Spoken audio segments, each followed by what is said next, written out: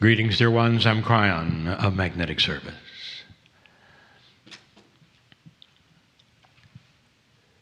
The subject of the channelings becomes closer and closer to a point which I'm going to call the discovery of a new country. And I want to lay on that for a moment, for it is a metaphor that I want you to examine. It's not realistic, dear ones, that the metaphor would be actual. For this earth has been mapped and then mapped more. You know where everything is, and truly there are no hidden land masses. So this is a metaphor. If you are a historian in archaeology, if you were any of these and you discovered something new within your own country that had never been seen before or never developed before, that was a surprise to you, it would still be something that was understandable. For if it was in your own country, it would follow the cultures and the laws of nature there. You would expect to find animals there that you recognize, perhaps even indigenous cultures that you didn't know about, but you'd find out about. It was a new discovery within your own country. Because you'd know. But what if in this parable you actually discovered another continent? In some way had been hidden, but was there. And as you approached that, you'd realize that the paradigms of the new continent had no attachments to any other continent. And so what was there were animals you'd never seen before. Perhaps humans who had a different kind of human nature because they had never met you. They had never interacted with anyone in history at all. Almost like you had discovered a new planet. But instead, it's right here in front of you. Kryon, that's too far-fetched. I can't believe it. Dear ones, I'm asking you to go along with the parable. That if you discovered this new country, how would you then approach it? And the answer would be carefully. Because the paradigms on that place would be nothing you had ever seen. That country is called the new human.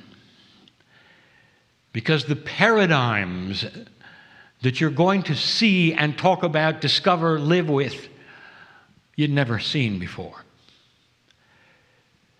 The metaphor of the animals that are different are the things that you will meet in energies that you never thought you'd meet.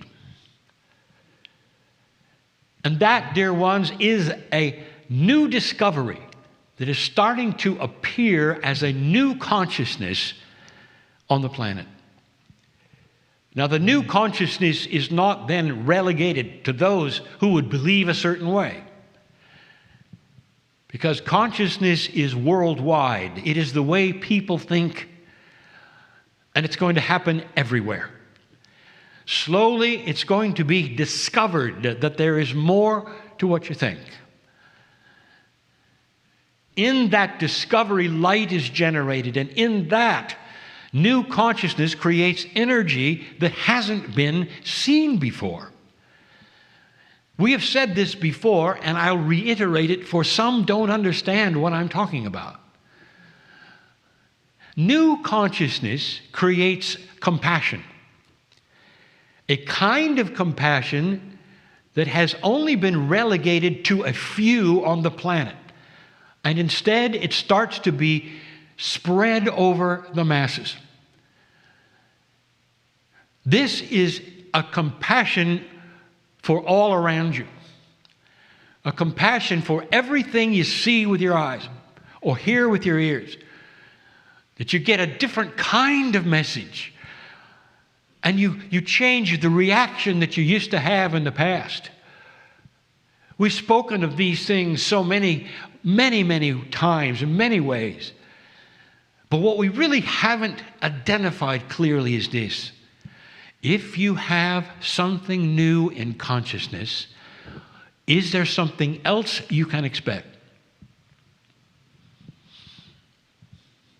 My partner spends a lot of time, and has in the past, proving to you scientifically that what the earth now understands and realizes, that consciousness is energy.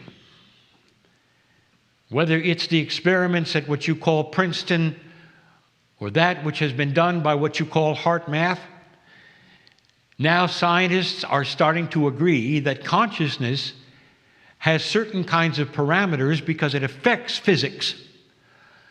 And if consciousness affects physics, therefore it must be considered energy on the playing field of physics on this planet. So what happens if you change consciousness? And the answer is the development of new energy. It's unexpected. And that development of what it is going to be more contagious in a good way, in a benevolent way, in a positive way than you ever expected. There are those who would listen to this message and say, this is a Pollyanna channel, this guy.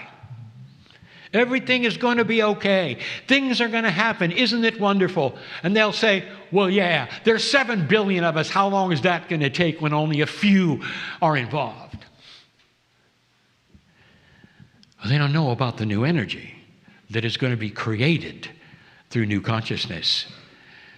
That new consciousness is going to create an energy that people will see and appreciate and love and want to be part of. It's going to change everything. Business, politics, science.